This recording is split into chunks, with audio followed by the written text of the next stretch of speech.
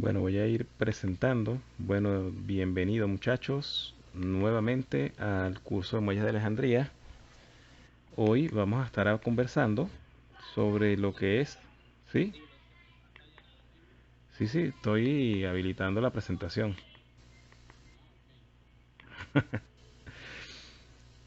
¿Y ahora?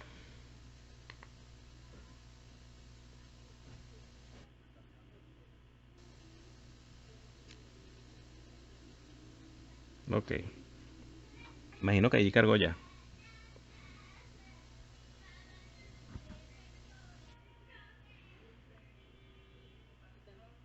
Perfecto.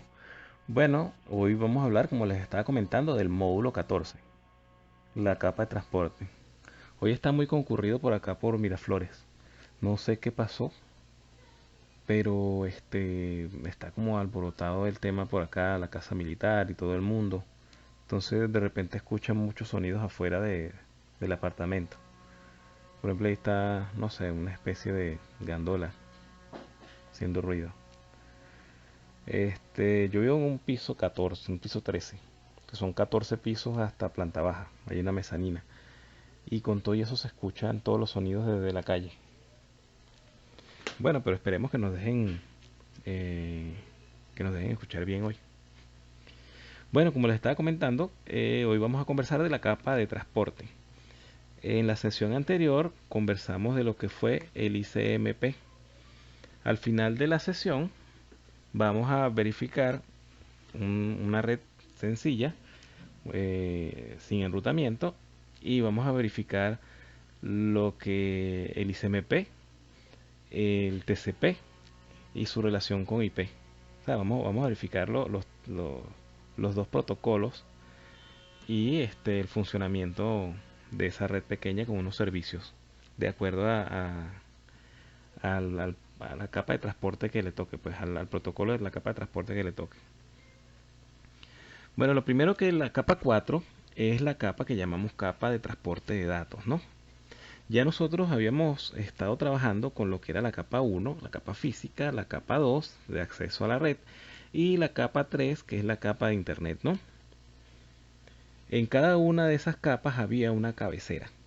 Esa cabecera identificaba al dispositivo, identificaba el paquete, o sí, el paquete, trama, o directamente de la PC o del, o del dispositivo que lo estuviera generando.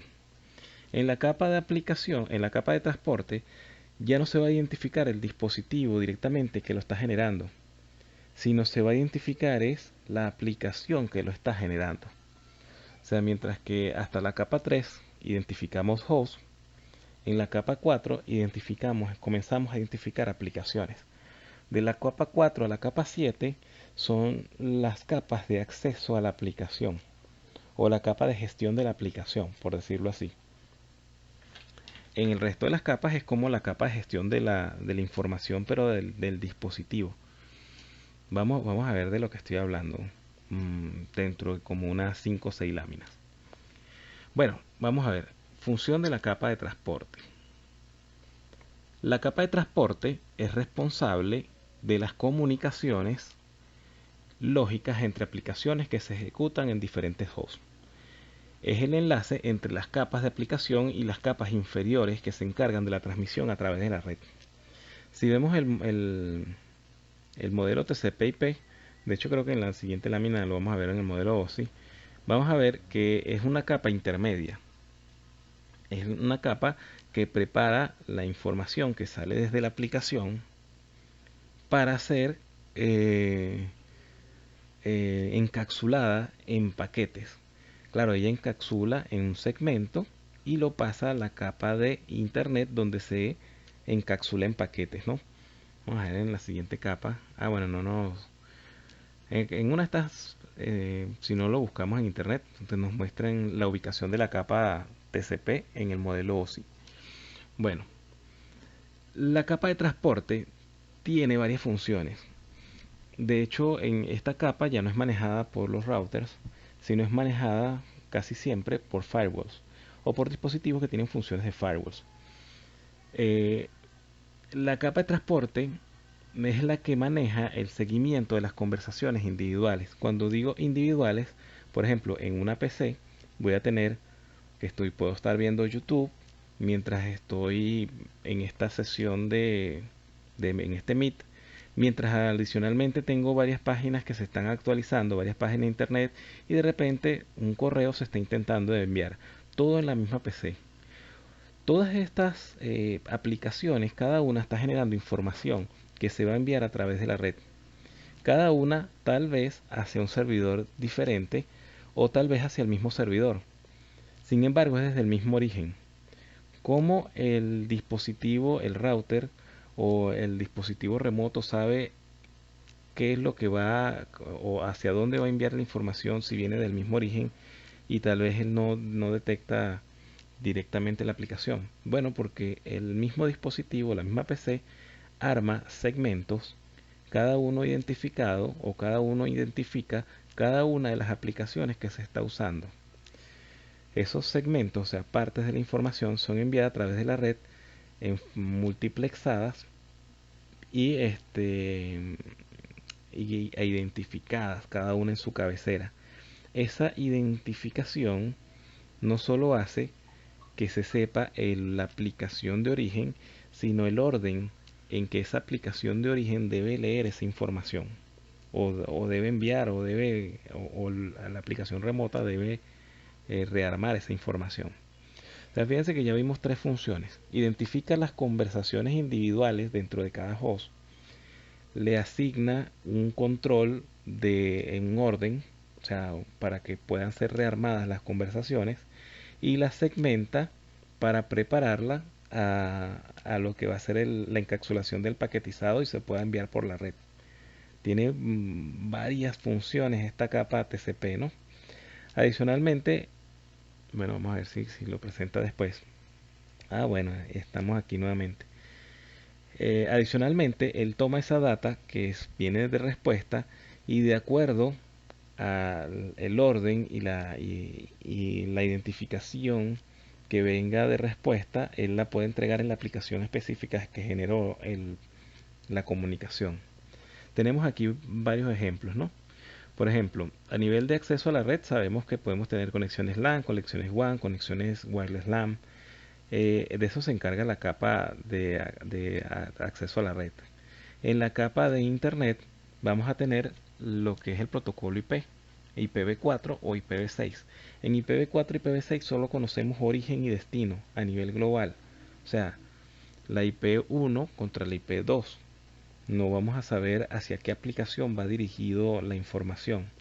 Sin embargo, ya en la capa de transporte, mediante sus dos protocolos base, que son TCP y UDP, nos encargamos de asignarle un identificador que nos permite señalizar la aplicación. Ya vamos a ver en la cabecera del paquete cuál es esa señalización o cuál es ese marcador que nos permite identificar la aplicación. Estos dos protocolos, aunque trabajan en la capa de transporte, tienen funcionamientos o tienen usos diferentes de acuerdo a la aplicación que nosotros estemos usando. Por ejemplo, protocolos que necesitan que se garantice la información, la entrega de la información, utilizan TCP, el FTP, el HTTP, el SMTP, los protocolos seguros, el HTTPS, SMTP, Secure SMTP, etc. Protocolos que no requieren que se garantice la entrega de la información utilizan UDP. Por ejemplo, DNS en su versión del cliente, TFTP, RTP, MIP se genera casi todo en UDP. Porque estoy generando un audio. O sea, estoy generando un audio y un video. Y no conviene que ese audio y video tenga los protocolos que garantizan que sea entregada toda la información. Él requiere solamente que se entregue de forma rápida. Entonces usa UDP para garantizar ese envío rápido de la información. TCP provee confiabilidad y control de flujo de operaciones básicas. Este, él provee una numeración, una secuencia para que el paquete o para que el segmento pueda ser rearmado en el origen, en el destino remoto, perdón, desde el origen al destino remoto. También provee mecanismos TCP, ¿no? Estamos hablando de TCP, de Transport Control Protocol. Este TCP también provee mecanismos para confirmar que los datos fueron recibidos. Si esos datos no fueron recibidos por el host destino puede pedir que le reenvíen los datos. O sea, los datos no me llegaron, por favor reenvíamelos. Eh, y bueno, que también provee un mecanismo para asegurar que se ajuste la velocidad de transmisión al medio o a las características que puede encontrar la transmisión en el camino hacia el destino. Entonces, secuenciamiento para que se pueda armar el paquete, que se ajuste la ventana de transmisión para que la velocidad sea la adecuada al medio que se está usando, y un mecanismo para que los dispositivos puedan tener la información completa. O sea, para que si en caso de no recibir la información porque se perdió algún paquete, la puedan volver a solicitar para que se le vuelva a entregar, se le vuelva a enviar para que se rearme la información completa. Esas son como las características o las funciones del protocolo TCP. Ahora, UDP, este protocolo, aunque también trabaja en la capa de transporte, proporciona solo funciones que podríamos llamar básicas para entregar los segmentos de datos. No es un protocolo orientado a conexión como lo es TCP. Él no garantiza que los datos lleguen al destino. O sea, no tiene un mecanismo de si se perdió algo en el camino, se vuelve a retransmitir.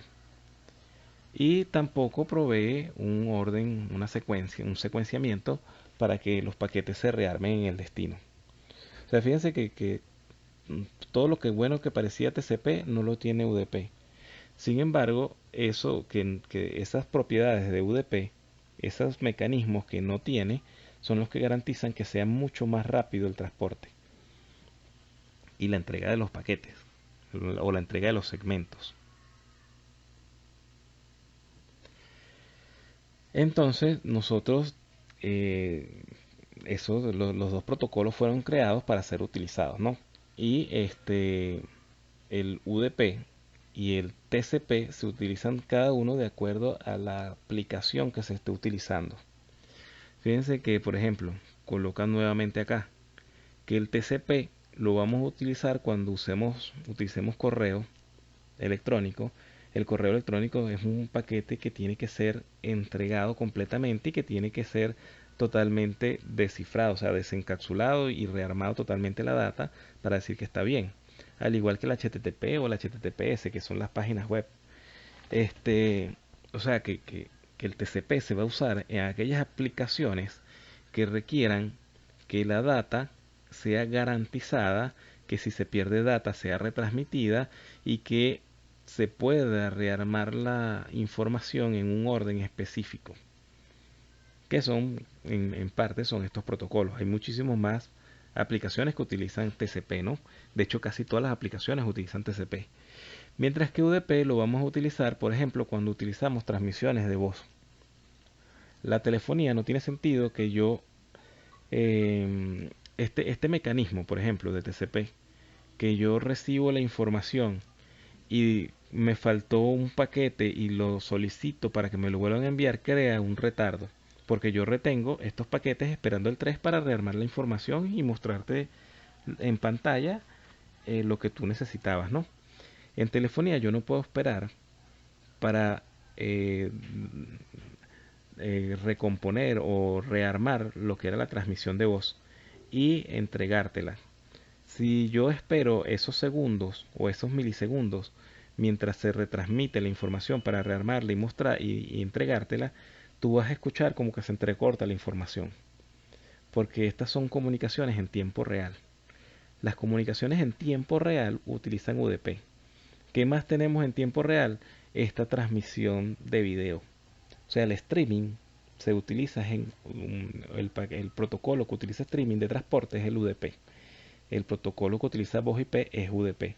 Hay algunas otras aplicaciones que también utilizan UDP, como el DNS. O sea, yo hago una solicitud de DNS, yo como cliente, y voy a utilizar UDP.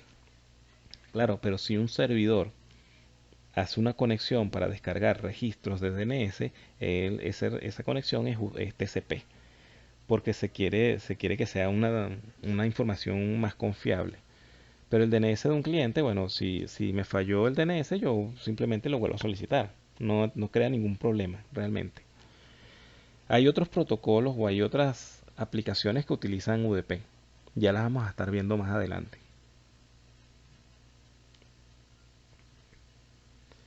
Descripción general de TCP. Bueno, ya lo habíamos comentado, ¿no? Ustedes lo han visto o han visto que les he estado comentando lo mismo y se repite porque TCP, lo importante es que se sepa eso, ¿no? Los mecanismos que utiliza para, primero, garantizar una entrega confiable. Por muchas razones es posible que un segmento se corrompa o se pierda por completo, ya que se transmite a través de la red. TCP asegura que cada segmento que se envía llega de la fuente al destino. Cuando ellos dicen que se puede perder es porque nosotros entregamos ese segmento a la capa IP le coloca sus cabeceras y luego ella lo baja a las siguientes capas y lo envían a través de un router. En ese envío, en cualquier momento, mientras llega desde mi origen al destino, que de repente es una persona que yo quiero conectarme en China, en cualquiera de esos saltos de router puede haber alguna falla y ese paquete se pierde. Si ese paquete se perdió en el camino mientras la red de forma automática se recomponía para darme otra ruta hacia mi destino, cuando llega a China los paquetes me faltan 5 o 6 paquetes que inmediatamente el host en China verifica la secuencia y dice esto no está completo. Así que lo vuelve a solicitar los paquetes que le faltaron. Y yo, bueno, se los reenvío. Si no estuviera TCP, ese mecanismo no fuera posible. O sea, no podía recuperar esa información que se perdió en tránsito. Porque IP lo que quiere es llegar al destino. IP no garantiza la entrega. Si se perdió, se perdió.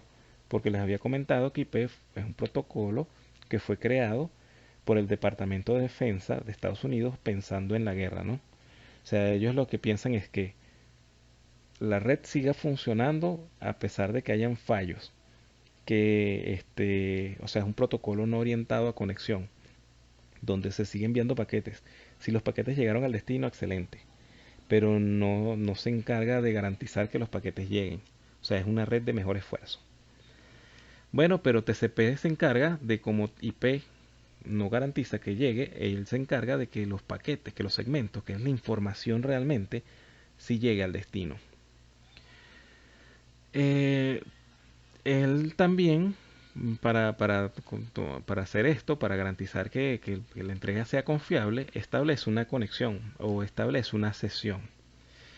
TCP es un protocolo orientado a conexión que negocia y establece una conexión permanente entre los dispositivos de origen y destino antes de reenviar cualquier tráfico. Si TCP establece mediante un three-way handshake, un intercambio de 3 vías, establece una sesión. Esa sesión no es que haya una conexión física, sino es que abre un socket para recibir esa conexión. O sea, ya él cuando uno hizo ese three-way handshake, eh, cuando ya una vez se haya hecho, él dice, bueno, yo estoy abierto para recibir segmentos de esta conexión que me llegaron paquetes que se ha abierto. O sea, es como que comienza a escuchar en un socket, que ya vamos a ver qué significa, para recibir paquetes. Eso es lo que él llama la sesión. Si en un tiempo específico él no recibe paquetes en ese socket o en esa conexión, él lo cancela. El protocolo está hecho para hacer eso. O envía un reset. O sea, dice, mira, tengo tiempo sin recibir nada y envía un reset para que el origen vuelva nuevamente a transmitir o establezca nuevamente la conexión que puede haberla perdido. Ahora, proporciona entrega en el mismo pedido. Debido a que las redes pueden proporcionar múltiples rutas que pueden tener diferentes velocidades de transmisión, los datos pueden llegar en el orden incorrecto. Con un secuenciamiento, él logra que, a pesar de que los datos lleguen en orden incorrecto, o sea, que de repente llegue el paquete 3 antes que el 1, él los reorganiza para desencapsularlos y ofrecer la data a la aplicación en el orden correcto. Y admite control de flujo. Los hosts de red tienen recursos limitados, memoria y procesamiento. Cuando TCP advierte que estos recursos están sobrecargados, puede solicitar que la aplicación que está o que el origen reduzca la cantidad de datos que está enviando. O sea, que haga una ventana más pequeña de datos, de información, baje la velocidad para él poder procesar lo que se está transmitiendo. No solo en cuanto a procesamiento y a memoria, sino también por si acaso hay algún cuello de botella en el camino, él lo sopesa para que la velocidad de transmisión sea la adecuada a la de recepción del dispositivo remoto. Este es el encabezado TCP. Fíjense que es un encabezado de 20 bytes, al igual que el encabezado de IP versión 4, ¿no? Entonces, esto le da la oportunidad de tener varias cosas interesantes que nos permiten hacer todo eso que acabamos de ver. O sea, fíjense, lo primero es que tiene un puerto de origen y un puerto de destino. Ya vamos a ver de qué se trata el puerto de origen y puerto de destino. Les adelanto que la unión de una IP con un puerto es lo que llamamos un socket. O si lo dijéramos en español es un zócate. Es un lugar donde se conecta el origen al destino. Porque se supone que esto es orientado a conexión. Entonces el socket es para conectar dos dispositivos en una transmisión. Tiene un puerto origen y un puerto de destino. Vamos a ver de qué se trata ahorita cuando armemos la práctica. Un número de secuencia, que este número de secuencia es el que nos ayuda a ordenar el dispositivo, y un número de acknowledge. Sabemos que la secuencia y el acknowledge, o sea, el acknowledge es con lo que yo digo que me llegaron los datos. Es el reconocimiento de que llegaron los segmentos. La longitud del header, un reserve y estos bits de control que vamos a ver más adelante que son sumamente importantes. O sea, ya con esto estamos viendo que con el puerto identificamos la aplicación de destino y de origen. Con los números de secuencia y el acknowledge garantizamos el ordenamiento y la recepción de la data. Con los bits de control es que vamos a hacer la magia de las retransmisiones, entre otras cosas. Bueno, también tenemos el Windows, que nos dice el tamaño de la ventana o el tamaño de la cantidad de data que se puede transmitir por en, a nivel de TCP. O sea, esto es lo que controla la velocidad de transmisión. Y bueno, normalmente este urgente no se está usando. Y el checksum, digo no se está usando porque siempre tiene el mismo valor. Y el checksum, que es al igual que en IP y que en la trama, es un número de comprobación que nos dice si el segmento ha tenido alguna variación. Si el segmento se corrompe y tiene alguna variación, pues el dispositivo tiene que volver a solicitar el segmento, pues se supone que la data que él contenía cambió. Entonces este checksum es una suma de comprobación a ver si el paquete o si si el segmento es el correcto. Bueno, y por supuesto el resto es la data. Pero ya vamos viendo que la cabecera IP son 20 bytes, la cabecera TCP son 20 bytes, la cabecera de la trama también son, creo que eran, creo que eran 38. Ya vamos a ver cuántos eran la cabecera de la trama. Pero estamos viendo que en cada trama que sale hay un montón de bytes que son información de cabeceras, ¿no? Adicionalmente acá hay otros datos, o eh, hay otras capas que también tienen ciertos valores de cabecera y al final lo que queda es la información, es la data. Entonces, la idea es que la velocidad de transmisión y el canal de transmisión sea grande para que soporte todas estas cabeceras, porque si no se vería como bien lenta la llegada de información, la llegada de data, ¿no? Porque la cantidad de cabeceras consumirían el canal. Eso era lo que nos pasaba cuando teníamos canales de 64K, de 56K, que bueno, que habían muchas cabeceras para lo que era el canal a usar. Entonces se veía muy lento. Bueno, puerto origen, puerto destino. Aquí nos explican lo que ya les había estado comentando, ¿no? En-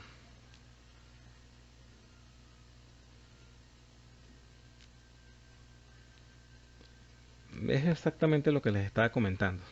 Si quieres les comento, mira, puerto de origen, campo de 16 bits utilizado para identificar la aplicación de origen por puerto, ¿no? Puerto destino, campo de 16 bits utilizado para identificar la aplicación de destino por puerto. Número de secuencia, campo de 32 bits utilizado para resablar datos. Y así sucesivamente. Esto lo pueden leer después con calma. Pero en esencia es lo que les acabo de comentar, ¿no? Aplicaciones que usan TCP. Sabemos que las aplicaciones que usan TCP entonces son las que requieren. Si se escucha mal en algún momento, por favor coméntenme. Yo voy a ver aquí el marcador porque no los tengo rato que no los escucho hablar. Bueno, son las aplicaciones que usan TCP son aquellas aplicaciones que necesitan que se garantice que la data llegue al destino. Eh, casi todos bueno, casi no, todos los protocolos seguros utilizan TCP. Cuando vean algo que está encriptado, utiliza TCP. Nosotros vemos ahorita que todas las páginas web están con HTTPS. HTTPS usa TCP. Ahora, ¿cómo yo hago para conectarme con esta conexión con ustedes y utilizar UDP? Si estamos conectados a través, bueno, yo estoy conectado a través de la aplicación, bueno, no, estoy conectado a través de una página web, el Meet. Bueno, el Meet establece una conexión y otra adicional para enviar el RTP, que es el que va sobre UDP, que es este streaming que estamos oyendo ahorita y viendo, oyendo y viendo.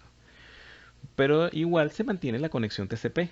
O sea, la página HTTPS mantiene una conexión TCP contra los servidores de Google y dentro de esa transmisión va mi streaming vía UDP. Eso si abrimos Wireshark lo podríamos ver. Vamos a abrirlo un momentito. Wireshark, Wireshark. Mientras él abre allí, bueno, está más rápido que siempre. Vamos a ver, conexión de área local. No, ahorita no. Recuérdamelo más tarde. Estoy conectado por un Wi-Fi.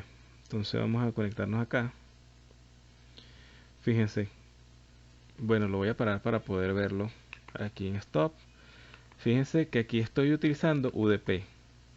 Abro la trama y a nivel de trama, vamos a ver qué nos dice acá. A nivel de trama tenemos aquí que estoy usando UDP, User Datagram Protocol. O sea, estoy usando UDP. Mi puerto de origen es el 60.165 y el puerto destino es el 34, es el 3.478. Toda mi conversación va en estos puertos. Y esto identifica la aplicación desde donde yo estoy generando la data o este streaming y la que me lo está recibiendo en Google. Probablemente ustedes tengan otros puertos porque ustedes están descargando y yo estoy generando la transmisión, pues. Fíjense que no tiene mucho, ¿no? El UDP no tiene mucho, tiene el Destination Port, el Source Port y tiene la data. Prácticamente eso es lo que tiene a partir de TCP. Vamos a ver si hay uno TCP por ahí. Pareciera que no. Esto por aquí parece TCP. Ajá. Aquí tenemos un TCP. Bueno, y en este TCP sí vemos a nivel de el TCP que hay un puerto de origen, un puerto de destino. Este 443 es el que me dice que estoy transmitiendo con HTTPS. ¿Por qué? Porque el puerto 443 es asociado a HTTPS. Aparte tengo el número de secuencia, el sequence number, el acknowledge number. Ven los mismos campos que estábamos viendo en el header del TCP que vimos hace un momento. El Windows, que es el tamaño de la ventana, y estos flags, que son esos bits que yo le dije que prestaran mucha atención. Fíjense, dentro de esos flags tenemos el reset, el sync, el fin, el origin, el explicit congestion notification. O sea, tenemos todos los bits de control de flujo de esta conexión. Ya vamos a ver qué es lo que significa el fin y el sync, que son dos de los más importantes. Claro, junto con la knowledge. Ya lo vamos a ver. Vamos a cerrar aquí también el... Bueno, fíjense, ¿qué aplicaciones usan entonces TCP? Vemos que el HTTP y el HTTPS, aquí los seguros usan HTTP, usan TCP, FTP y el SFTP, que es el Secure FTP, el SMTP y el Secure SMTP, el SSH, entre otros. Como les dije, casi todas las aplicaciones utilizan TCP, porque casi todas las aplicaciones, casi todas las aplicaciones requieren que su data se entregue de forma garantizada, casi todas. Ahora ya vimos una visión general de TCP, que es el Transport Control Protocol. Ahora veamos una visión general de UDP, que es el User Datagram Protocol. Pues UDP, como no tiene secuenciamiento, los datos se reconstruyen en el orden en que se recibieron. O sea, como van llegando, se van armando, se van entregando a la capa de aplicación. Los segmentos perdidos no se vuelven a enviar porque no hay un control de esa, no hay una garantía de esa pérdida. O sea, no hay una secuencia, lo primero que nos dicen acá, no hay una secuencia o no hay un secuenciamiento, y lo que nos dicen acá es que tampoco hay un acknowledge o una garantía de que se le entregó el paquete. Tampoco se establece sesión, así que este no hace un three-way handshake. Y el envío no está informado sobre la disponibilidad de recursos, o sea, tampoco hay un control de flujo. O sea, no hay un windowing, no hay un control de la cantidad de data que se transmite, no hay una sesión que se establece, no se vuelven a enviar segmentos perdidos y los segmentos se reconstruyen como van llegando. Eso pareciera malo, pero como les dije, para la voz y para estos streaming como el que estamos teniendo ahorita, es lo correcto. Porque es lo más rápido y de nada sirve que yo hable y dentro de un segundo llegue un paquete que faltó y traten de reconstruirlo con lo que ya yo dije. Porque ustedes necesitaban que esa información de voz se les entregara lo más rápido posible. Para que ustedes reciban la información de voz y no haya quejas, se dice que a más tardar debe ser entregado en 125 milisegundos. Después de 125 milisegundos, al parecer el cerebro detecta que hay un retardo extraño y empiezan a escuchar que se escucha lejos o feo o mal o hasta entrecortado. Entonces, toda la tecnología trata de hacer que ustedes reciban la comunicación de voz y de videoconferencia antes de los 125 milisegundos. Entonces no se puede esperar por un rearmado de paquetes porque me vuelvas a retransmitir. Fíjense, ¿te acuerdan que el encabezado TCP eran 20 bytes? Pues el UDP, como tiene muchas cosas menos, muchos servicios menos, solo son 8 bytes. ¿Sí? Sí, sí.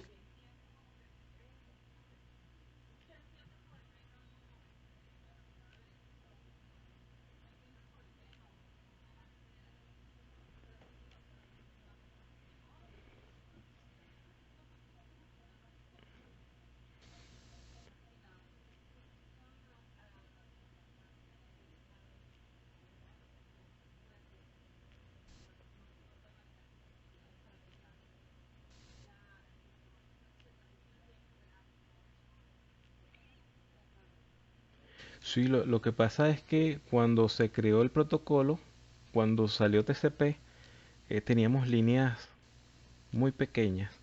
Llegamos a tener líneas hasta de 8K bps. O sea, teníamos esos, lo que llamamos eso era subrates. ¿Sabes que había los super rates que eran mayores a 64K y los subrates que eran de 8K en adelante? Bueno, por una línea de 8K, eh, enviar 8 bytes o 20 bytes, había una diferencia allí que era sumamente importante. Entonces sí, en realidad se desarrolló para que la tecnología funcionara, ¿no? Y de hecho hubo muchas cosas importantes que se enviaron por UDP en el principio, porque la sobrecarga de los 20 bytes, esos 16 bytes, eran importantes para aquella época. Sin embargo, ahora mm, se hace por un tema de lógica, porque o sea, si yo transmito mi voz y te llega en 2 milisegundos y la rearma para demostrártela, no tiene sentido que haya un buffer esperando para rearmar el resto que se perdió y mostrarte la información completa. De hecho, ni siquiera se hacen transmisiones satelitales, que a veces ustedes ven que tienen una transmisión satelital y de repente hay ciertos sectores que se colocan pixelados, ciertos sectores de la pantalla. Bueno, esos son paquetes o segmentos que se perdieron en la transmisión, porque no tiene sentido si es algo que necesitas ver en tiempo real, agregarle un delay para rearmar el paquete. Recuerda que estás rearmando el paquete y luego reproduciéndolo en video.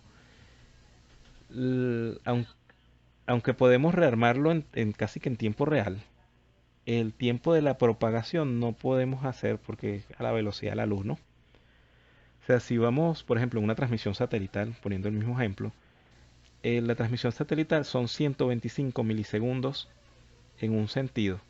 Si yo solicito con un acknowledge que me retransmitan un segmento, son 125 milisegundos de vuelta y luego 125 más. O sea, ya estaría un cuarto de segundo retrasado para armar la imagen y mostrártela. Y ya tú cuando ves satélite ya sabes que está retrasado, ¿no? Entonces tendrías un retraso de medio segundo para ver algo que deberías verlo en tiempo real. Entonces normalmente no se hace para evitar esos retardos. Y adicionalmente, lo que se hizo fue crearle a los dispositivos de reproducción de video y de audio una, este, una reconstrucción de los segmentos predictiva. Entonces, cuando tú transmites, ellos, de acuerdo a la cantidad de datos que le llegó, predicen los segmentos que faltaron. Y a veces ni te das cuenta que se perdió parte de la información en el camino. Porque ellos dijeron, bueno, Ali no sé, cuando dice Caracas, siempre dice Caracas. Entonces, si se perdió parte de la información que era la A, la primera A, ellos predicen que yo iba a decir Caracas, no Coracas, y lo insertan y te lo entregan de esa forma. Pero esa información predictiva no está hecha solo para audio, sino más que todo para video, para los streaming. Todas las pérdidas de forma predictiva, casi todas, son reensambladas con algunas veces, en ocasiones hasta con inteligencia artificial, prediciendo lo que se iba a transmitir o lo que se perdió en el camino. De hecho, hay temas muy interesantes sobre eso, ¿no? Por ejemplo, hay unos equipos Cisco que se llaman WAS. No son los WAS que conocemos, que es Application System, o sea, que no son proxy de web. Son unos WAS que son compresores. Y esos compresores lo que se encargan es de establecer una conexión entre dos sites y decir, después de haber estudiado la red durante cierto tiempo, predecir lo que la gente normalmente hace con la red. Y entonces en vez de transmitir 100 megas de información, transmite 10 megas y el resto, el destino lo predice los otros 90 megas. Entonces realmente estás optimizando el uso del canal. Esa es un appliance que surgió hace más de 15 años y que ahorita comprime como no tienen idea el ancho de banda. O sea, comprime el uso del ancho de banda. O sea, bueno, hasta ahora se está usando hasta 1 giga y utiliza realmente 60, 50, 70 megas, que, o sea, es una compresión bárbara de información. Eso es porque de repente las páginas que uno carga siempre tienen fondo, siempre tienen imagen, siempre tienen esto y él lo predice. O sea, es increíble, ¿verdad? Pero creo que nos fuimos más allá en otro tema. Pero lo cierto es ajá, cuéntame.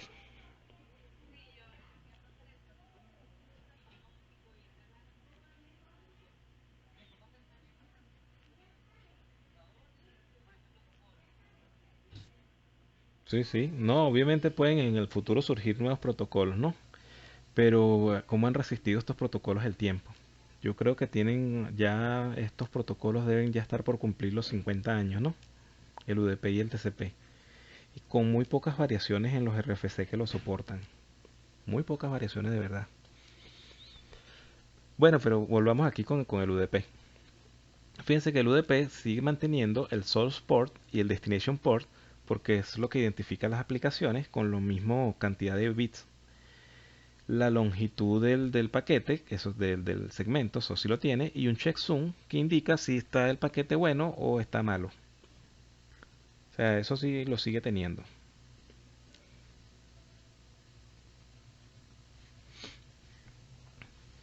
Bueno, y nuevamente aquí nos comentan lo que significan las partes de la cabecera, que ya lo vimos.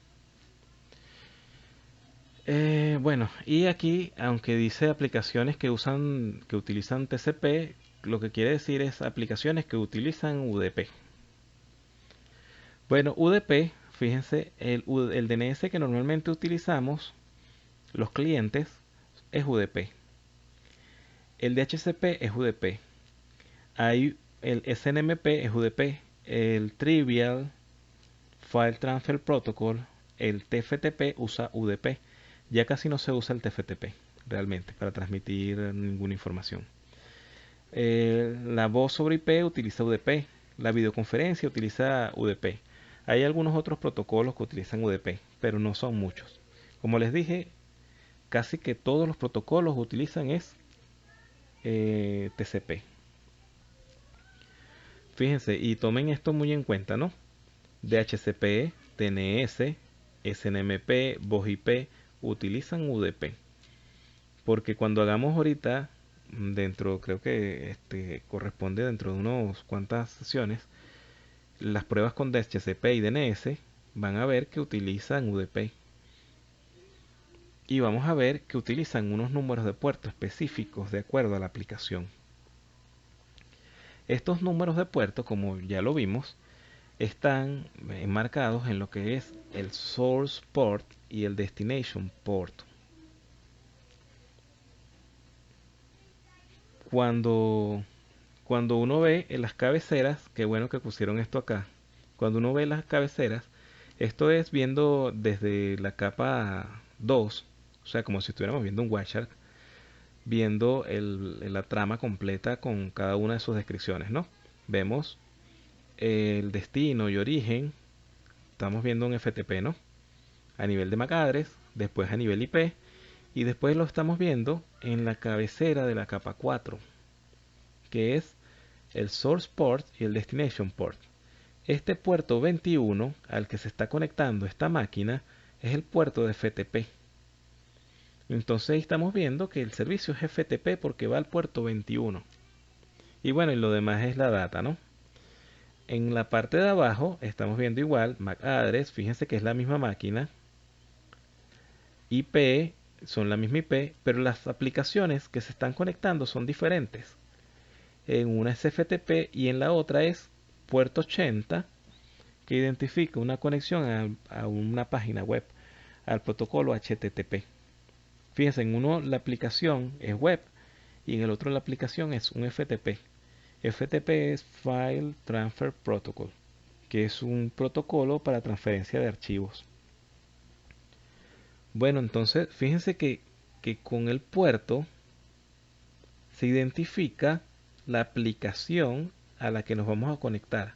A pesar que sean los mismos dispositivos, con el puerto discriminamos la aplicación. Esta unión entre puerto e IP es la que vamos a llamar socket. O sea, IP destino con puerto destino es el socket destino. Y IP de origen y puerto origen es el socket de origen. O el zócate, como lo quieran llamar. Pero estos socket, IP y puerto, es lo que identifica la conexión de una aplicación. IP y puerto.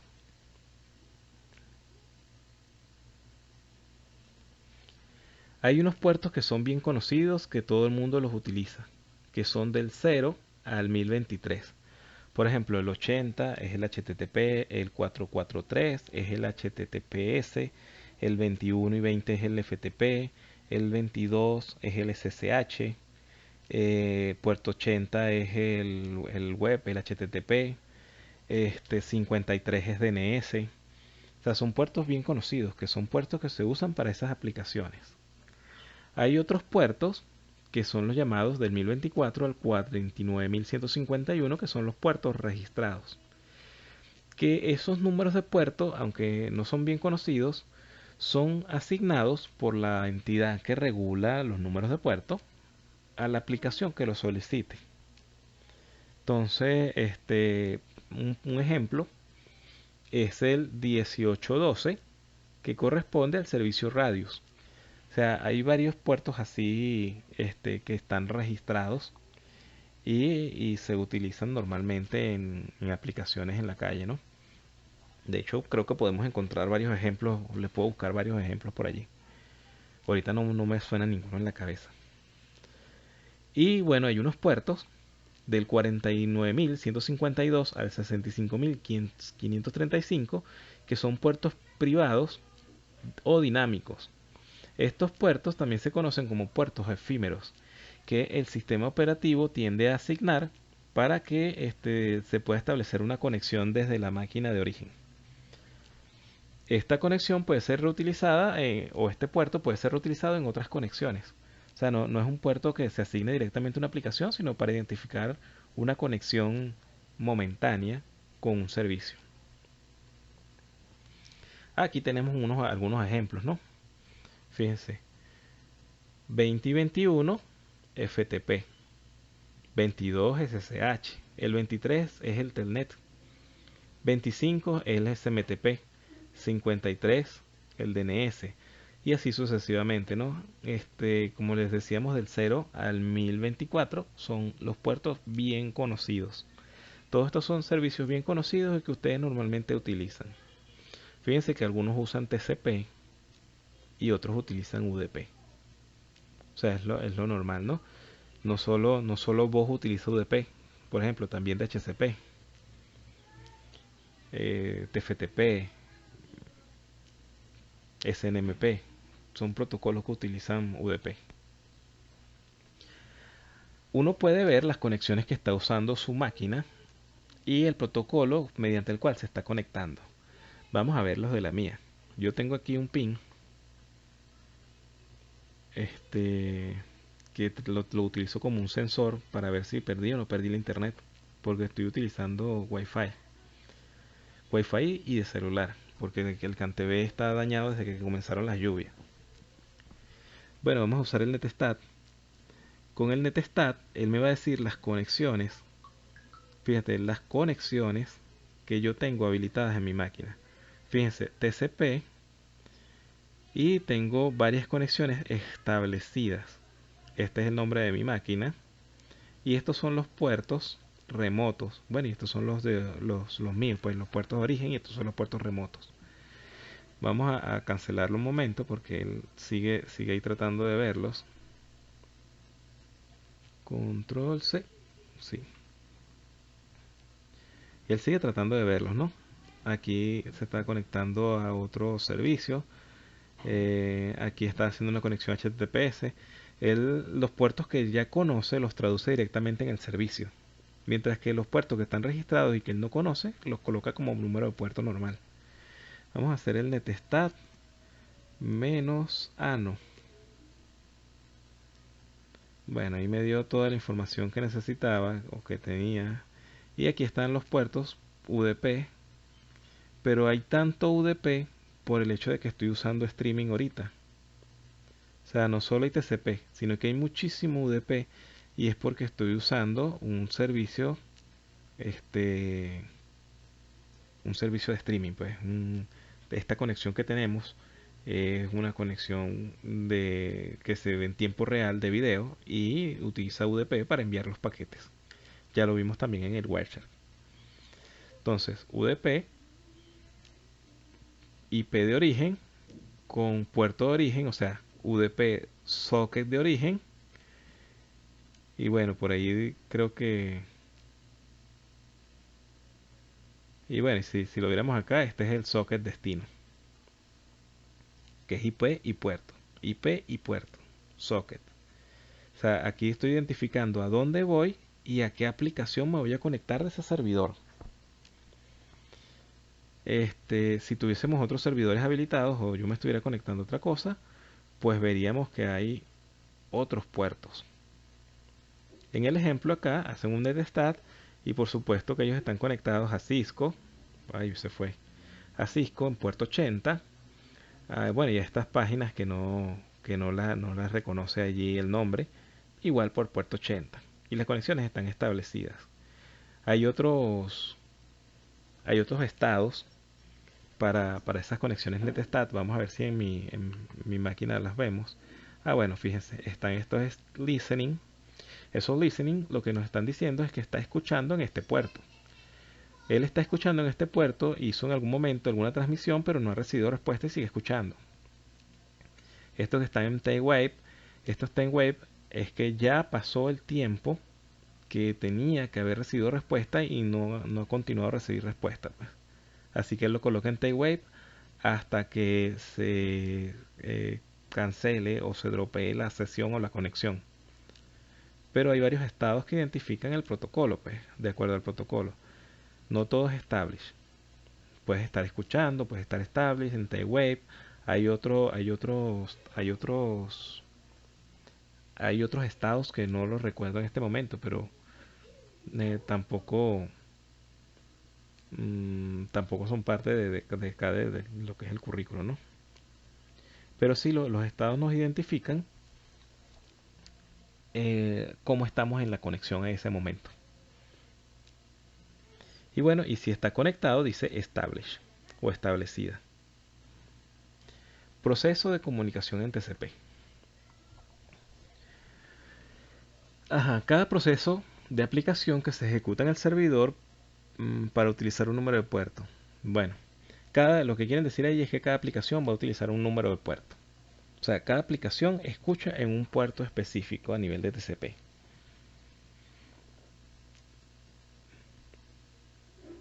Ejemplo, este equipo se conecta mediante, bueno, aquí ellos dicen que este equipo hace una solicitud desde el puerto 49152 al puerto 80, que ya sabemos que el puerto 80 es HTTP, ¿no? Al servidor. Y en ese mismo servidor, este dispositivo hace una solicitud al puerto 25, que es SMTP. O sea, cada uno de estos dispositivos hizo una conexión al servidor, pero buscando servicios diferentes. Y el servidor lo manejó de esa forma. O sea, al que estaba solicitando acceso web, le dio acceso web. Y el que estaba solicitando eh, un servidor de correo para hacer forward de su correo, le hizo el forwarding.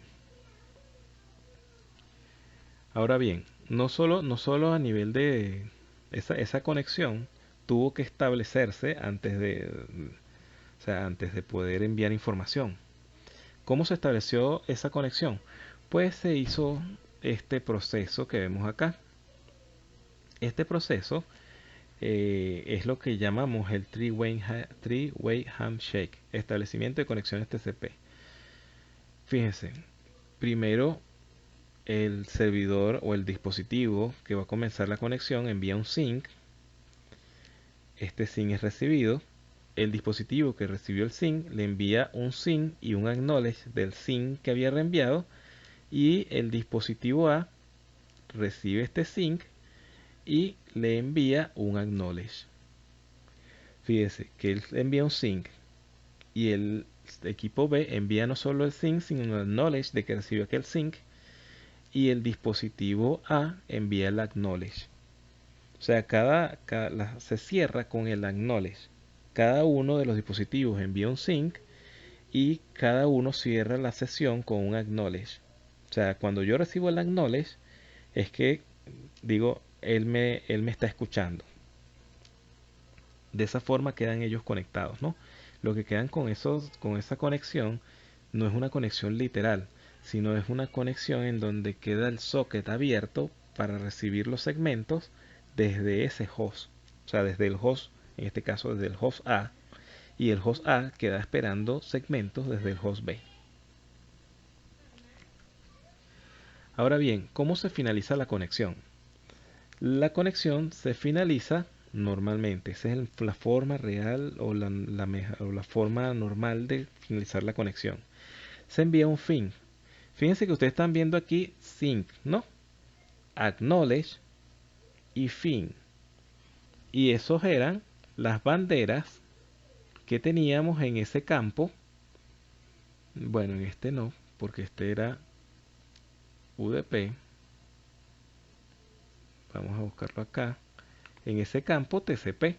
Fíjense, aquí está el acknowledge, aquí está el sync y aquí está el fin.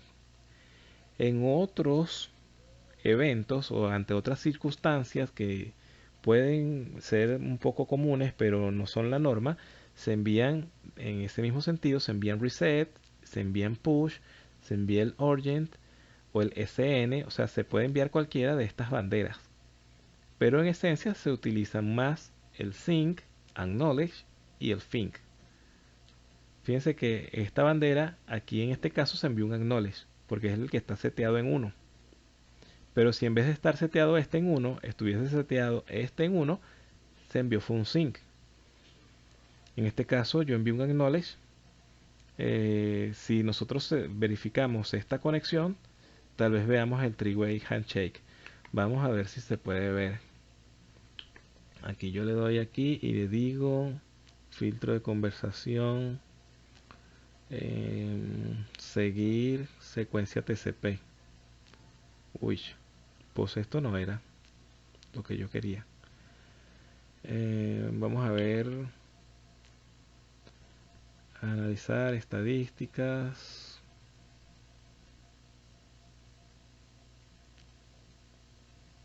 Lo que quiero es mostrar la secuencia TCP, así que debe ser por aquí, seguir, no, aplicar filtro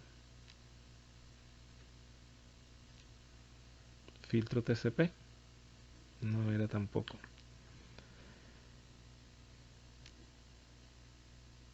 Pasa que con tantas opciones a veces uno se pierde.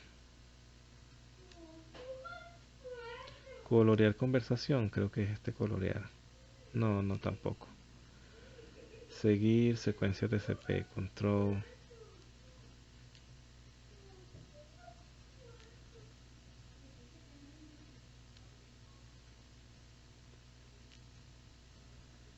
Bueno, si no lo podemos ver, conversaciones. Gráficas de secuencia TCP.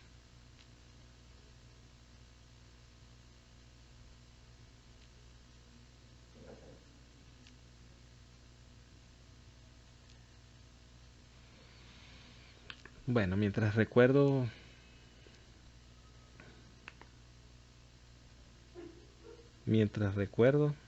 lo que pasa es que todo está cifrado, por eso no se ve nada ahí tampoco, ¿no? Pero mientras recuerdo la pantalla que les quería mostrar, que se ve tal cual, así como estamos viendo esto, vamos a seguir con el currículo.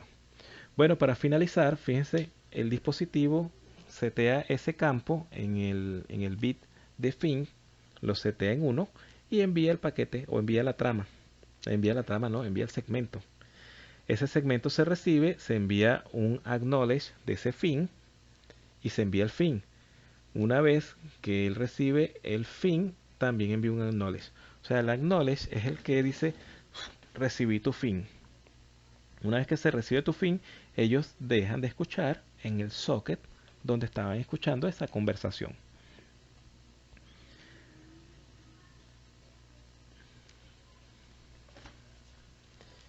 Este enlace de tres vías es lo que yo llamo el three-way handshake.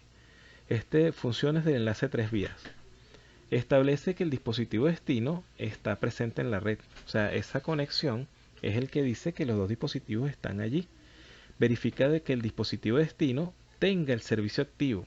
¿Por qué? Porque él recibe una trama y responde en el socket donde está recibiendo, diciendo que yo puedo escucharte aquí. E informa al dispositivo destino que el cliente de origen intenta establecer una conexión. Claro, porque yo te envío una solicitud de conexión, tú me dices, recibí tu solicitud de conexión y aquí está mi solicitud de conexión también. Y el otro dice, ah, ya también recibí tu conexión. O sea, ese enlace de tres vías es como la reconfirmación de que los dos estamos en la misma conversación y que podemos trabajar juntos. Bueno, aquí nuevamente nos colocan el campo de control donde van estas banderas que hemos visto anteriormente, ¿no? Y vimos que eran más. El origin, acknowledge, el push, el reset, el sync, el fin. Vimos que habían unas cuantas más, ¿no? Que lo vimos en la ventana en el Wireshark. Fíjense que con esto se maneja el three-way handshake, entre otras cosas, ¿no? Confiabilidad y control de flujo. Fíjense, la confiabilidad la vamos a tener. Fíjense que aquí tenemos varios segmentos que se están enviando y estos segmentos llegaron en el orden incorrecto. Con un número de secuencia, él se encarga de reordenar esos segmentos, o sea, porque hay un segmento 1, un 2, un 3, él se encarga de reordenarlos para que cuando se desencapsule pueda entregarlos de la forma correcta a la aplicación. Y la aplicación, bueno, pues simplemente se encarga de leerlos. ¿Cómo hace eso? Pues fíjense que en este caso, que es el TCP tradicional, está enviando el segmento 1, el 2, el 3 hasta el 10. Pero dos segmentos no llegaron al destino. Así que una vez que recibió todos esos segmentos, el dispositivo B le contesta, mira, no recibí el segmento 3. Así que el segmento A vuelve a repetir ese reenvío, ¿no? Esta forma de reenviar los segmentos no es la más óptima. La forma óptima es la que utiliza no solo el acknowledge, sino el SAC, el acknowledge selectivo. Fíjense que en el ejemplo anterior reenviaba todo lo que desde el momento en que se perdió primer segmento reenviaba todo. Pero casi todos los protocolos, todos los sistemas operativos y todos los dispositivos, casi todos están usando ahora el acknowledge selectivo. ¿Qué es lo que hace el acknowledge selectivo? Pues fíjense que tenemos el mismo problema, perdimos el segmento 3 y 4, pero el dispositivo B le dice, oye, mira, a partir del 3 yo perdí, pero a partir del 5 volví a recibir un selective acknowledge del 5 al 10, así que el dispositivo A solo le reenvía los segmentos que perdió. Es obviamente que es un mejor uso de los recursos y del sistema, ¿no? Pero como les dije, depende que el dispositivo soporte un acknowledge selectivo. De todas formas, si se pierde algún paquete, algún segmento, el TCP se va a encargar de recuperarlo, sea con acknowledge normal o con un acknowledge selectivo, pero se va a encargar de recuperarlo. Lo más probable es que ni nos demos cuenta qué protocolo se está usando y qué no. O sea, a los niveles de transmisión y velocidades que hay actualmente, muy probable que no nos demos cuenta si tenemos un protocolo SAC o el ACK activo en nuestra red o en nuestro dispositivo. Adicionalmente, nosotros, como les había comentado, podemos establecer lo que es la ventana el tamaño de la ventana. Fíjense que aquí se establece un tamaño de ventana con un secuenciamiento. Y el tamaño de ventana se vuelve a reconfirmar indicando que los paquetes ya llegaron. Así que se sigue transmitiendo con la misma ventana en todos porque se confirma que todos los paquetes han estado llegando. Fíjense que tú envías un paquete o envías una trama, un segmento, y tú respondes con el segmento que debe venir, con la siguiente secuencia. Así que el dispositivo te envía la siguiente secuencia. Fíjense que acá dice secuencia number 1461 y lo que se recibe es que del 1461 al 29000 al 2920 fue recibido, así que le envía el acknowledge del 2921. O sea, para que le envíe lo que viene a partir del 2921 en el mismo tamaño de ventana. Si hubiese algún problema entre el origen y el destino, la ventana variaría. O sea, se le envía un número de secuencia o una ventana menor para que él reciba, para comenzar a enviar menos data. O sea, si en algún momento tienen un problema, uno va bajando la ventana hasta el punto donde empieza el destino a recibir todos los paquetes y a dar acknowledge de que está recibiendo todos los segmentos.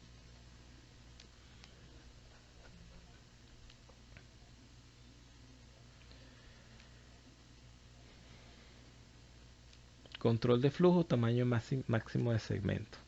Bueno, este es un valor que normalmente se está usando. De hecho, no sé ni por qué lo están colocando acá. El tamaño máximo de segmento es la cantidad máxima de datos que puede recibir el dispositivo de destino. Eso es por segmento, ¿no?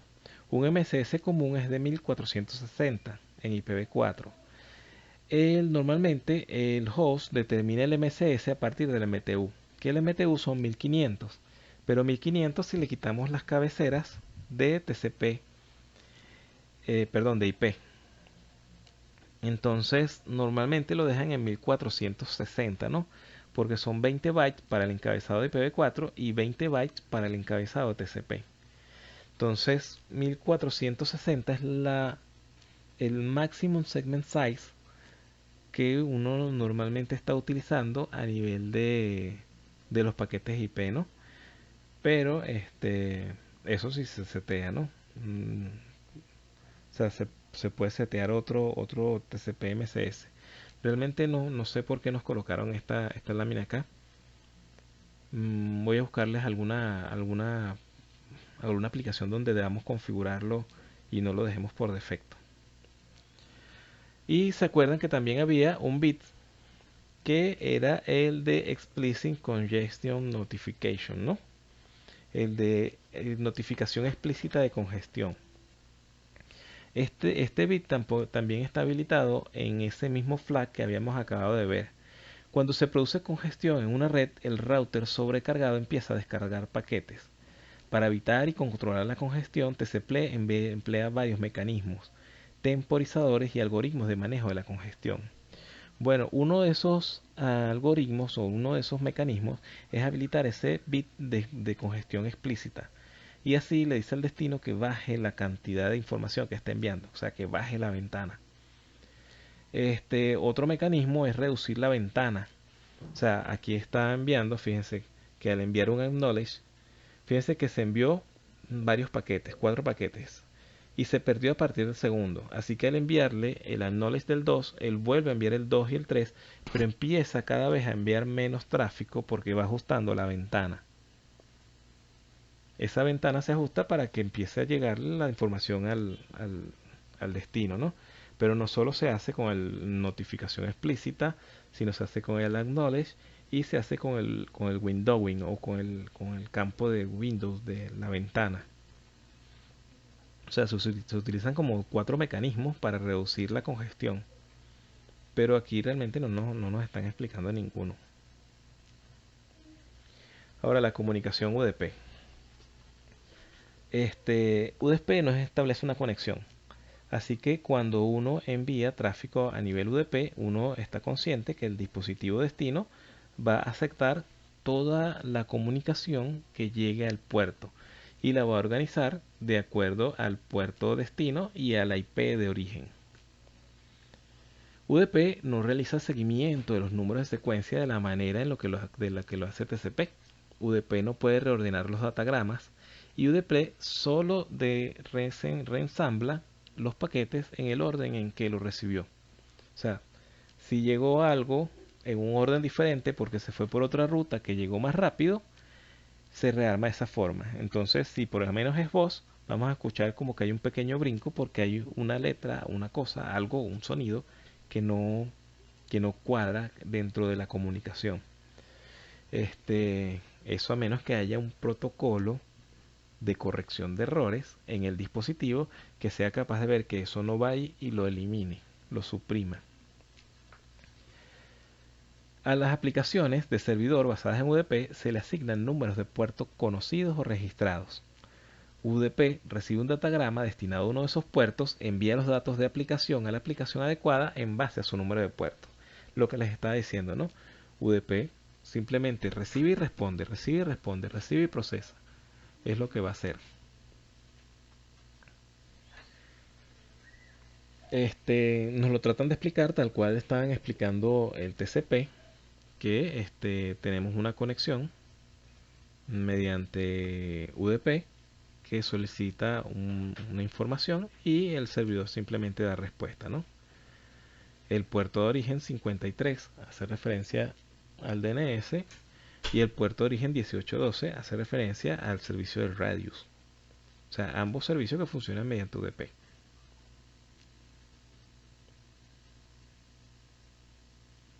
Bueno, vamos a hacer un break, pequeño break, para que veamos una práctica sobre UDP y TCP. Voy a colocar una pausa aquí a la grabación y para mudarme de puesto, que me voy a mudar del cuarto a la sala, y nos vemos en 5 minutos. Voy a colocar aquí mi break.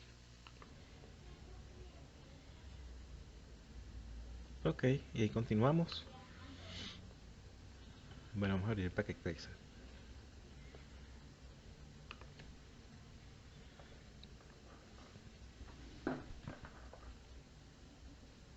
¿Sí están por allí, muchachos?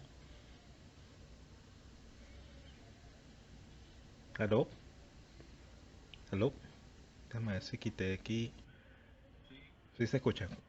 Ok. Vamos a abrir uno de los archivos recientes que ya tenemos y habilitarle servicios. Mm,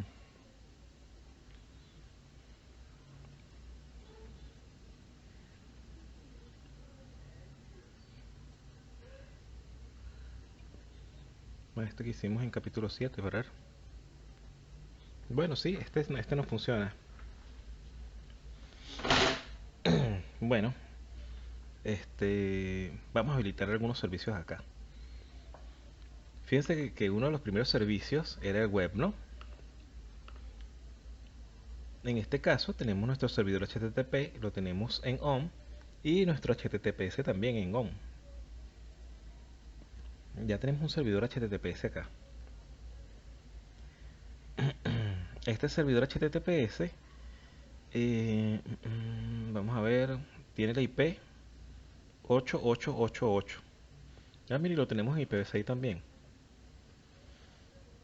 Vamos a ver si nos colocamos aquí en simulación. Vamos a ver el Edit Filters. Vamos a abrir en misceláneos HTTPS, HTTP. Vamos de una vez a habilitar todos los protocolos. No, vamos a hacerlo poco a poco mejor.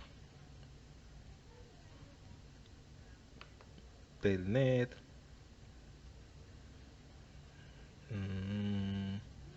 ¿Qué más podemos ver aquí? UDP.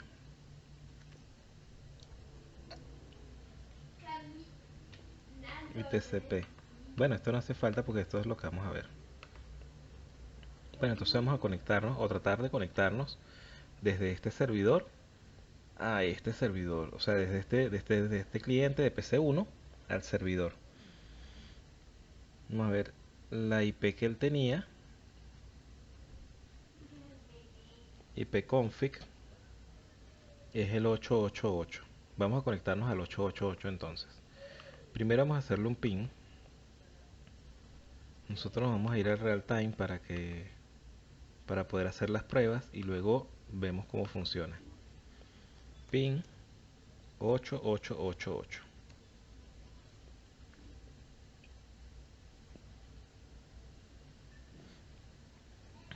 ¿Y el primer pin por qué falló? ¿Sí se recuerdan? Eso es por el RP, ¿no? Por el proceso de RP. Vamos a tratar de conectarnos entonces al HTTP, pero esa conexión sí la vamos a hacer en simulación para ver el servicio.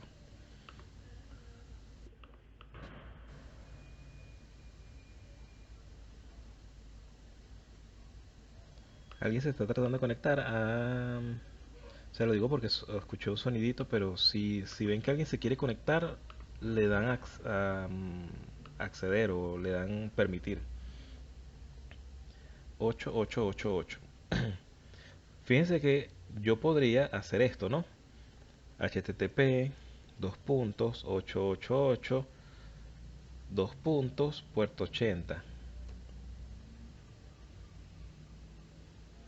Ah, claro, porque me lo toma como, me lo trata de resolver. Vamos a conectarlo así de esta forma.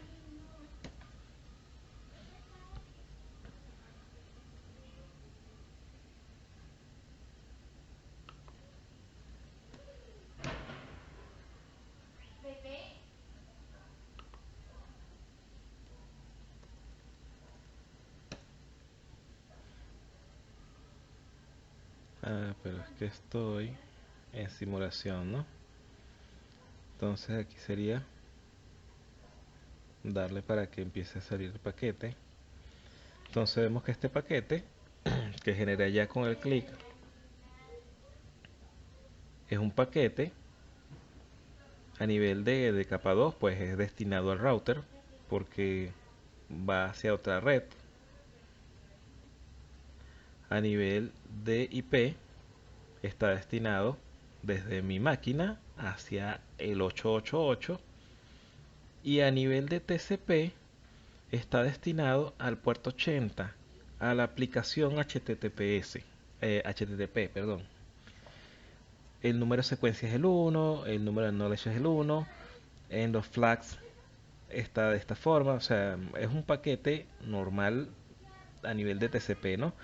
Y nos dice acá que a nivel de aplicación, si lo decodificamos, es un request de la página, o sea, de lo que tenga la página. Vemos que el paquete, o que sí, que el paquete va avanzando y a nivel de TCP se mantiene el puerto de origen y el puerto de destino porque va destinado a esa aplicación, al igual que de IP. O sea, a nivel de IP y puerto se mantienen los datos, lo que me identifica que el socket de destino se mantiene y el socket de origen se mantiene. Si nos vamos al tiempo real, pues me respondió la página. Igual si yo le coloco HTTPS, vamos a ver si nos vamos a simulación y si me soporta la máquina HTTPS.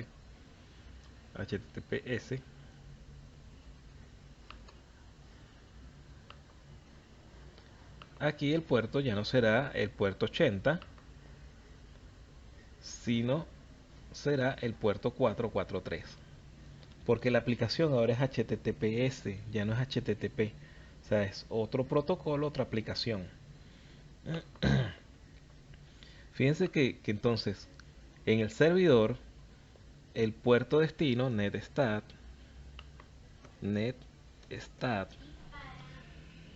el puerto de destino o el puerto de origen, el socket pues, me identifica el servicio 888443 en el servidor. No es más que el HTTPS, la página web HTTPS. Y bueno, esta es la solicitud que venía desde la máquina, ¿no? Claro, esto ya está closed porque ya la conexión había pasado, ya se había cerrado pues. Bueno, vamos a colocar un servidor por acá, un servidor de HCP para que veamos otro servicio y un servidor DNS. Aquí vamos a habilitar un servidor DNS, un servicio DNS. Fíjense, el DNS sabemos que es lo que traduce nuestras direcciones o nuestros nombres en direcciones IP, ¿no? Nosotros conocemos cisco.com, pero tal vez no conozcamos la IP que tiene cisco.com. Una forma de yo verificar cuál es mi DNS es con ipconfig/all. Bueno, ahí lo que pasa es que yo tengo varias máquinas virtuales. Vamos a buscar en mi primera máquina, que es la física, lo que mi máquina tiene. Entonces, en mi máquina física, mi DNS, fíjense aquí está dirección IPv4, servidor DNS. Ah, no, este es la Ethernet 3. Yo estoy conectado por una Wi-Fi, ¿verdad? No me acordaba de eso. Aquí está el adaptador virtual y al final viene mi adaptador Wi-Fi. ¿Ves? Mi adaptador Wi-Fi. Y el DNS para mí es 192.168.431. O sea, todas mis solicitudes de DNS van dirigidas hacia este servidor. ¿Cómo yo lo compruebo? Fíjense con la aplicación NSLookup. Con NSLookup entro a una aplicación que lo que hace es consultar registros de DNS. Y por defecto se lo pregunta a mi servidor DNS. Entonces, por ejemplo, yo le pregunto quién es cisco.com y él me va a responder las IP de versión 6 y las IP de versión 4 que corresponden a cisco.com, así como quién corresponde a google.com o a Google, como realmente se diga. Entonces, con esta aplicación en NSLookup, yo puedo consultar registros no solo a mi servidor local de DNS, que este es mi servidor local de DNS, yo puedo dirigirlo también al servidor que yo quiera, por ejemplo, directamente al servidor de Google. Entonces, al servidor de Google yo le puedo lanzar esta solicitud para ver, diciéndole quién es cisco.com.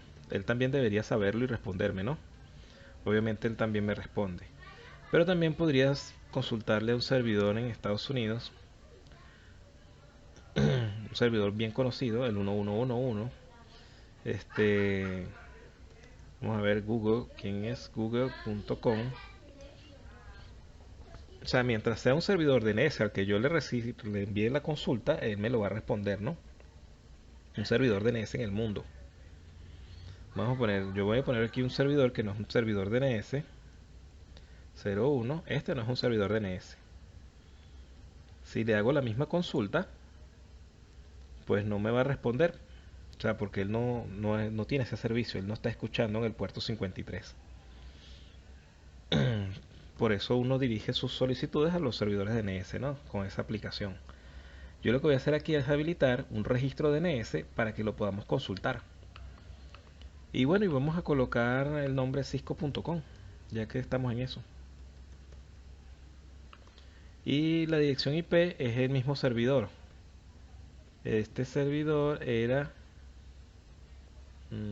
888. Lo agrego y ahí tengo mi primer registro. Ah, bueno, y vamos a colocar también alidemon.com, ese soy yo.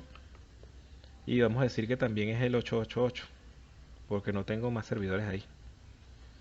Entonces, para el mundo, Alidemon y Cisco.com es la 888. Y yo le voy a dirigir esas solicitudes colocándole a mi dispositivo el servidor DNS adecuado.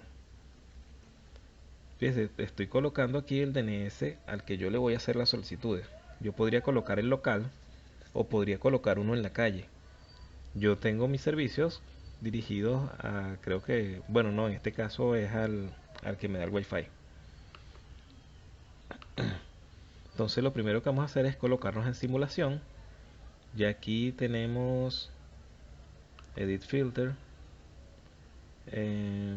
quiero colocar DNS, DDD, IPv4, DNS,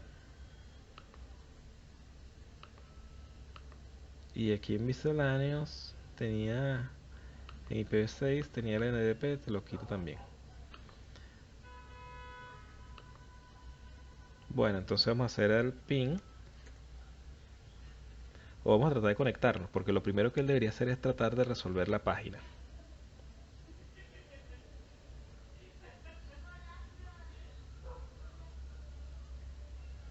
Como que se cerró, aquí está. Cisco.com. Le damos go. Fíjense, lo primero que se genera ahí es una solicitud de DNS. A nivel de capa de aplicación, que lo vemos acá abajo, es un query DNS diciendo quién es Cisco.com. Y esa solicitud, bueno, el header del DNS, esa solicitud va dirigida mediante UDP al puerto 53 de la IP 888. Y bueno, el resto de las cabeceras es un formato, este, una trama que va hasta el servidor, etcétera, ¿no? Lo normal. Pasa que hay como dos paquetes allí. Llega al servidor, esta sí debe resolverse. Llega al servidor.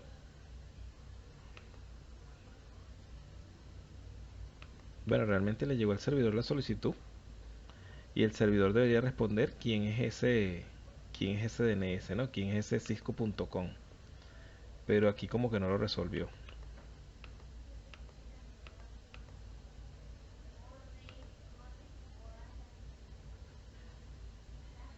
No, no lo está resolviendo. Vamos a pasar un momento al real time y a ver, cisco.com no lo resolvió. Vamos a ver si esto me soporta el NSLookup, cisco.com.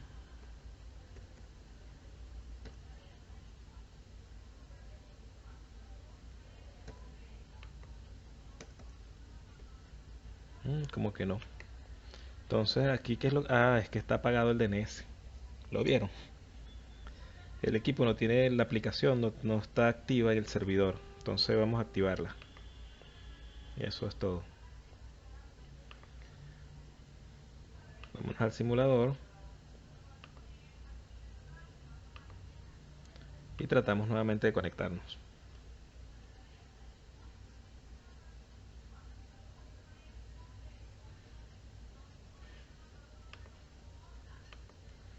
Cisco.com.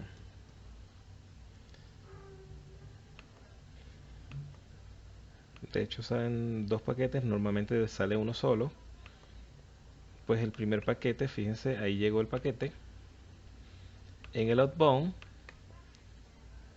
vemos que a nivel de DNS él responde, o debería ya responder, quién es, a quién corresponde la IP de cisco.com, ¿no? Vamos a seguir viendo un paquete que ya esté de vuelta, porque no le vi la respuesta ahí.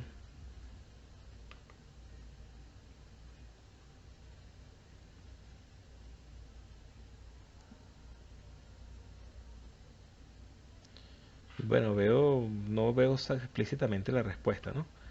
Pero la respuesta que viene es desde el dispositivo, porque veo que viene desde el puerto, desde el IP 888 y a nivel de capa 4 del puerto 53. Entonces, obviamente, aquí cuando termine de llegar, ya ha llegado, fíjese, ya llegó el registro DNS. Ahora sí puede salir el paquete HTTP porque ya sabe hacia qué IP va a salir. ya sabe que lo va a dirigir al puerto, al dispositivo con la IP 888 y en el puerto 80, porque ya tiene la resolución de que la IP, ¿no? Entonces salió un paquete UDP para solicitar el registro DNS y fue respondido mediante UDP. Los clientes DNS funcionan mediante UDP puerto 53. Ahora, entre servidores, de acuerdo al protocolo DNS, sea un servidor que está descargando algunos registros de otro servidor raíz, no funciona de la misma forma, funciona mediante TCP. Pero ya estamos viendo que el socket o el puerto y la IP identifican el socket de la aplicación que está en el servidor local. Y estamos viendo que hay puertos que son, o hay dispositivos que se conectan mediante TCP y otros dispositivos que se conectan mediante UDP, de acuerdo a la aplicación. ¿Qué otra aplicación podríamos colocar que fuese UDP? Vamos a colocar vamos a colocar un servidor de HCP acá. Vamos a configurarlo. Fíjense, tenemos un servidor. El servidor de HCP siempre tiene que tener IP. Porque él es el que va a servir las IP, ¿no? Él no puede tener una dirección mediante DHCP, o sea, una dirección automática. Él tiene que tener una dirección fija. En este caso, esta red que tenemos acá tiene las direcciones. Vamos a ver. 192.168.0. Vamos a colocarle al servidor HCP la 10 o la 30 para que no haya conflicto. Creo que la 10 la tiene el otro dispositivo. Entonces, 192.168.0.30. Esta es la máscara. La IP del gateway 168.0. La dirección del gateway. Sí, porque no se la ingresé completa. 010 en este caso. 192.168.0.10 y el DNS es 8888, que ya lo habíamos visto, ¿no? Vamos a configurar el servicio de HCP acá. Igual nos metemos a servicios de HCP, encendemos, que no se nos había olvidado, vamos a colocarle un nombre al IDEMON, el default gateway 192.168.0.10, el DNS server 8888. La IP donde vamos a comenzar en la 50. La máscara 255.255.255.0 y vamos a poner que solo entregue 50 direcciones IP. Fíjense que podría colocar el TFTP server y el wireless LAN controller address, que son opciones que se pueden habilitar también en un DHCP normal. Aquí lo agregamos y aquí está el puller y daemon. Para probarlo, el único IP o lo único que tenemos en ese mismo segmento es esta PC. Así que vamos a pasarla automático. Pero primero lo vamos a colocar en simulación, ¿no? Entonces, aquí lo colocamos en automático. Y vamos a ver los paquetes que trabajan en esta solicitud de HCP. Es que aquí no había colocado HCP. En IPv4 vamos a poner DHCP. Ahí tenemos el paquete que sale de la máquina. Apenas colocamos la solicitud de HCP, sabemos que esto debería ser UDP, ¿no? Y fíjense que aquí tenemos que es UDP el paquete y que es UDP en el puerto 67. Fíjense, ahí lo tenemos. Puerto de origen 68, puerto destino 67. Eso lo sabemos porque vimos durante la sesión, vimos los puertos bien conocidos. El DHCP funciona mediante un proceso que se llama DORA, o que nosotros normalmente colocamos como DORA, que es un discovery un offer, un fíjense que le llega el Discovery, le llega a todos los dispositivos, pero solo que es el equipo que está escuchando en ese puerto 67 va a tomar el paquete y lo va a responder con una oferta. Solo el dispositivo que envió la solicitud va a aceptar la oferta y va a responder esa oferta con un request.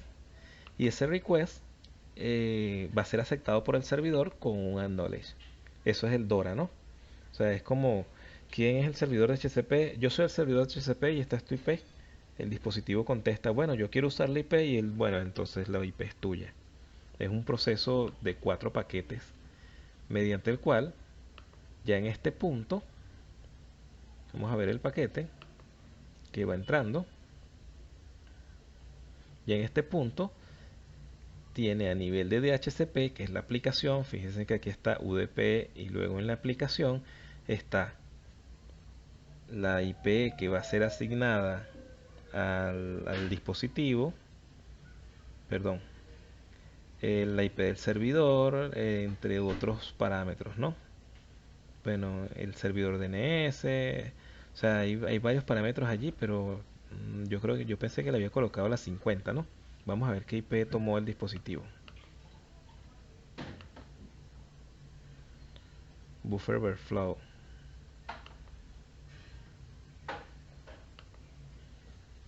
Vamos a ver qué IP tomó el dispositivo. Fíjense, la IP que tomó fue la 01. Yo pensé que había configurado el servidor a partir de la 50. Vamos a ver qué pasó. Vamos a ver servicios de HCP.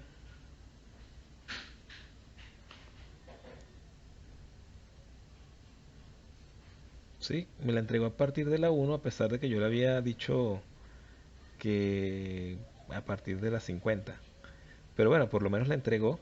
Ah, bueno, pero es que creo que le hizo caso a este server pool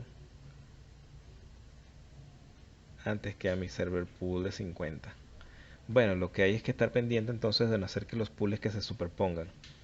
En este caso vamos a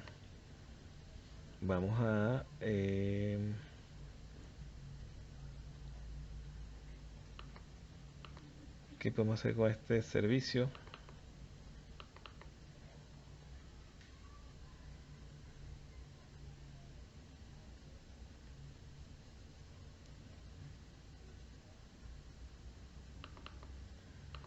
Bueno, lo que voy a hacer con este es remover el mío y modificar este server pool y listo. 192.168.0.10 y aquí 8888 y aquí la IP donde va a comenzar es la 050. Vamos a probarlo nuevamente y solo va a ofrecer 50 IP. Y el DNS, ¿dónde está? Aquí está el DNS. Listo. Vamos a salvarlo.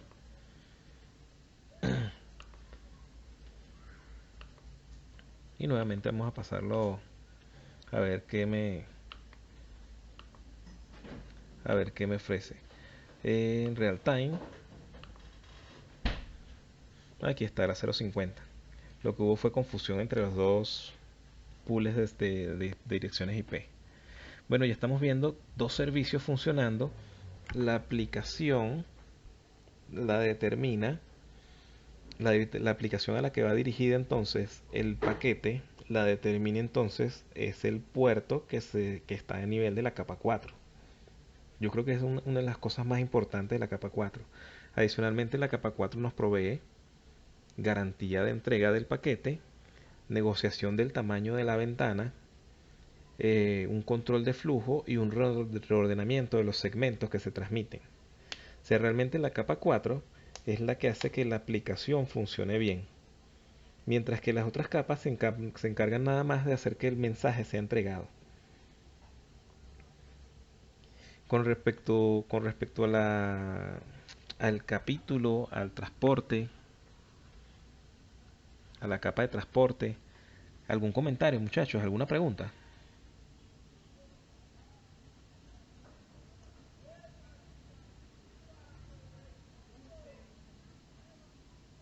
¿Aló?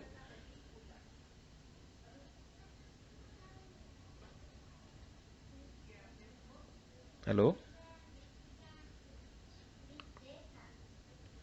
¿Sí se escucha, chicos?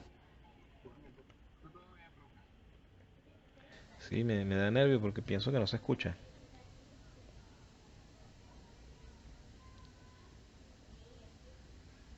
Bueno, sí, en ocasiones está como lento, ¿no?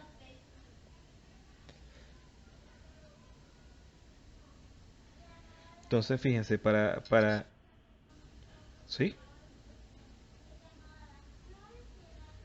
para este fin de semana vamos a tener una tarea en la que vamos a trabajar con exactamente habilitar una red con algunos servicios, sobre todo el servicio DNS y los servicios HTTP. Más adelante vamos a seguir viendo servicios y al final del currículo, que es la semana que viene, vamos a hacer una red pequeña con todos los servicios habilitados, utilizando el subnetting y utilizando IP versión 6 y IP versión 4. Bueno, voy a parar por acá al presentar. Primero paro la grabación